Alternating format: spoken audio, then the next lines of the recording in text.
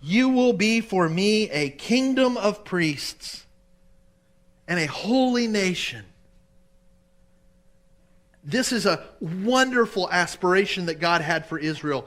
They never quite fully grasped this and lived it out. Israel had priests.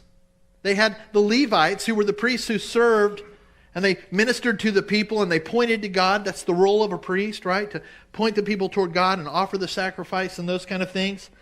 But God was saying, as a nation, you are my people. You are a kingdom of priests. You see, Israel was called out from among the nations through Abraham. He called him out and said, I'm going to make a nation out of you. And through your descendants, all the nations on earth will be blessed. Israel was called to be a people who knew God.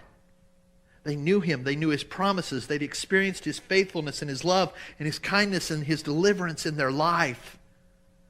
And they were planted, if you will, as a nation among other peoples around them who didn't know God.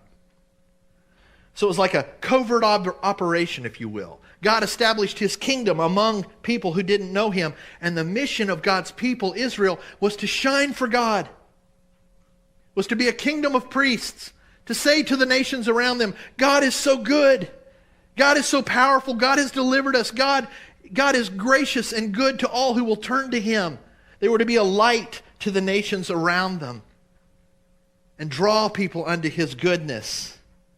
But like I said, they never fully grasped and embraced that. They struggled with that.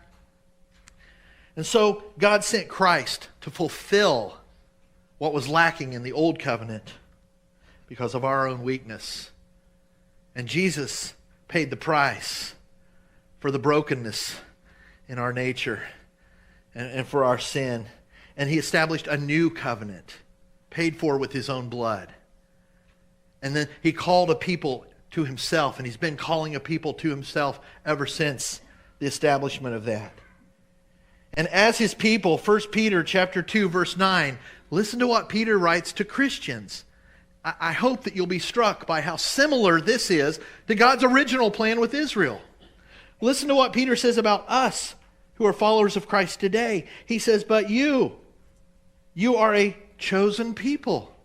Isn't that interesting? If you've grown up in the church or around the Christian faith, when we think of the chosen people, we think of Israel, don't we?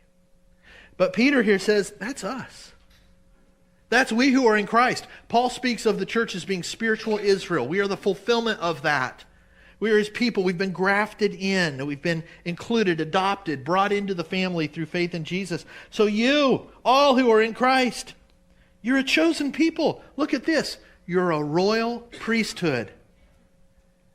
Did you wake up this morning thinking, I'm a priest? Now most of us probably think Catholicism when we hear that word.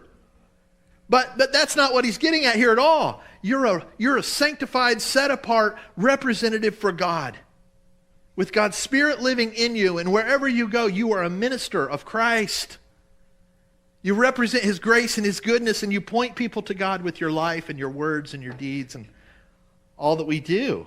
We collectively, we are a royal priesthood. Wow. We're a holy nation. See, it's the same thing.